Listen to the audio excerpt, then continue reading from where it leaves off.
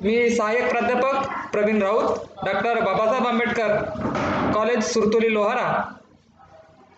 आज आपण भूगोल म्हणजे काय या विषया अनुषंगाने माहिती बघणार आहोत। तर प्राचीन काळापासून भूगोल या विषयाचा व्यासंग हा खूप मोठा होता आणि पृथ्वीच्या निर्मिती तसेच मानवाच्या बुद्धीचा विकास झाला तेव्हापासूनच या विषयाची ओळख निर्माण झाली।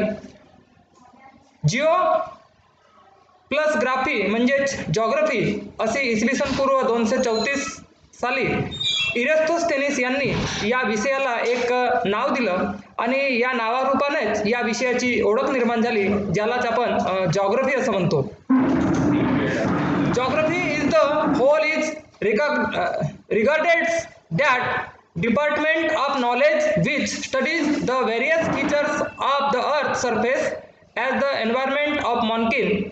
अशा पद्धतीने 1891 साली कार्ल रिटर यांनी ही एक व्याख्या मांडली, ज्यामध्ये मानव जातीच्या संदर्भात भूपृष्ठाच्या विविधतेचा अभ्यास हा केला जातो।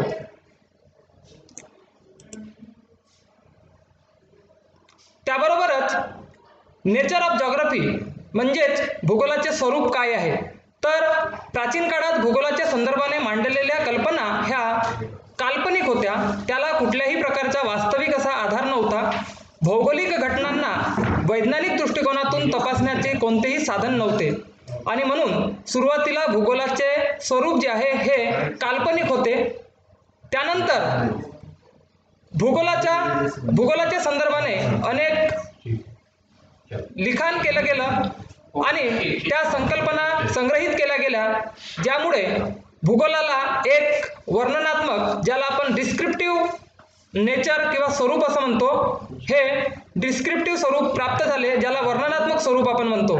त्याच्यानंतर डिस्ट्रीब्युशनल स्वरूप, ज्यालाच आपण वितरणात्मक शास्त्र असं म्हणतो। मानवजातीच्या संदर्भाने आणि भूगोलाच्या संदर्भाने मानवी घटकांचा आणि प्राकृतिक घटकांचा दोन्ही घटकांचा संबंध भूगोल विषयामध्ये केला गेला आणि त्यामुळे भूगोलाला वितरणात्मक स्वरूप प्राप्त झाले। त्यानंतर स्पेटियल ऑर्गनायझेशन म्हणजे भूगोल हा एक विषय असून सुद्धा यामध्ये क्षेत्रीय संघटन, क्षेत्रीय अभिसंघटन आणि विशिष्ट प्रादेशिक ऑर्गनायझेशन अशा स्वरूपानं भूगोलाचे स्वरूप जे आहे हे दिवसेंदिवस वाढतच गेले। माणूस एका ठिकाणाहून दुसऱ्या ठिकाणी प्रवास करू लागला आणि त्यामुळे त्यांच्या ज्ञानाचा आणि विचारांचा प्रचार प्रसार होत गेला आणि त्यामुळे भौगोलिक संकल्पना ज्या आहेत ह्या गतिशील होत गेल्या, त्यामुळे भूगोलाला पुन्हा गतिशील स्वरूप प्राप्त झाले।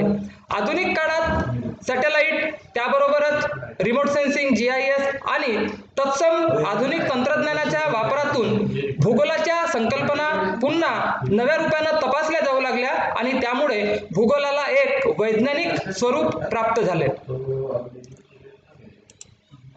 तसेच भूगोलाचा स्कोप ऑफ जॉग्राफी, भूगोलाचा अभ्यास करत असताना भूगोलामध्ये काही संकल्पना निर्माण झाल्या, ज्यामध्ये नॅचरलिझम, पॉसिबिलिझम आणि निओ डिटर्मिनिझम, ज्यामध्ये निसर्गवाद, संभववाद आणि नवनिश्चयवाद अशा तीन विचारधारा ज्या आहेत ह्या तीन विचारधारा मांडल्या गेल्या, ज्यामध्ये निसर्ग हाच सर्वश्रेष्ठ आहे अशा प्रकारचे काही निसर्गवादी भूगोलतज्ञांनी या भूगोलाच्या संदर्भाने आपले विचार मांडले।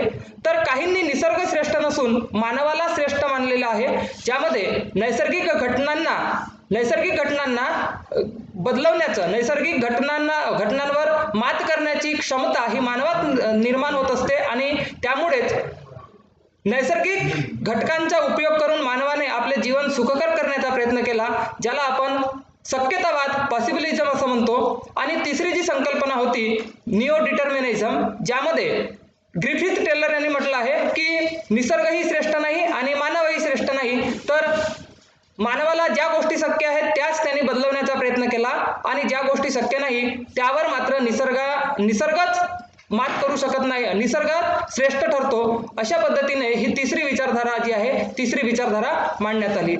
त्यानंतर भूगोलाच्या दोन प्रमुख शाखा, ज्यामध्ये फिजिकल जॉग्राफी आणि ह्यूमन जॉग्राफी अशा संदर्भाने भूगोलाचा अभ्यास केला जातो।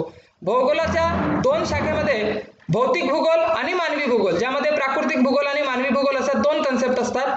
यामध्ये भौतिक भूगोलामध्ये भूरूपशास्त्र, ज्योतिष विज्ञान, हवामानशास्त्र, सागरशास्त्र, मृदाशास्त्र इत्यादी सर्व नैसर्गिक घटकांचा समावेश ज्या घटनांमध्ये केला जातो अशा शाखांचा अभ्यास आपण फक्त भौतिक भूगोलामध्ये करत असतो. आणि दुसरी जी शाखा आहे ज्याला आपण ह्यूमन जॉग्राफी म्हणतो, मानवी भूगोल, यामध्ये मानवाने आपल्या हितासाठी ज्या ज्या घटकांची निर्मिती भौगोलिक घटकांच्या आधारे केली, जसं रस्ते, घरे, त्याचबरोबर इमारती, धरणे इत्यादी घटकांचा अभ्यास त्यांनी आपल्या हितासाठी करायला सुरुवात केली, ज्यामध्ये आर्थिक भूगोल, तसेच आर्थिक भूगोल, राजकीय भूगोल, ऐतिहासिक भूगोल, सामाजिक भूगोल, पर्यटन भूगोल, विपणन भूगोल, संरक्षण भूगोल अशा भूगोलाच्या अनेक उपशाखा सुद्धा ह्यूमन जॉग्राफी किंवा मानवी भूगोलामध्ये आपण त्याचा अभ्यास करत असतो. तर सदर भूगोलाच्या शाखांचा जर आपण एकत्रित विचार केला, फिजिकल जॉग्राफी आणि ह्यूमन जॉग्राफी, भौतिक आणि मानवी भूगोलातूनच इतर शाखांचा जन्म झाला असं आपण म्हणतो. म्हणजे ज्योतिष विज्ञान, याच्यातून ॲस्ट्रॉलॉजी, हवामानशास्त्र, याच्यातून क्लायमॅटॉलॉजी, त्याचबरोबर मृदाशास्त्र, याच्यातून पॅडॉलॉजी, तसेच ह्यूमन जॉग्राफीच्या माध्यमातून आर्थिक भूगोलातून अर्थशास्त्र, ऐतिहासिक भूगोलातून इतिहास, सामाजिक भूगोलातून समाजशास्त्र, पर्यटन भूगोल इत्यादी शाखांच्या माध्यमातून इतर शाखांची निर्मिती झाली. आणि म्हणून आपण भूगोल या विषयाला मदर ऑफ ऑल सायन्सेस असं म्हणतो. म्हणजेच भूगोल ही सगळ्या विषयाची जननी आहे. या संदर्भानं आजचा आपला विषय या ठिकाणी मी समाप्त करतो. धन्यवाद.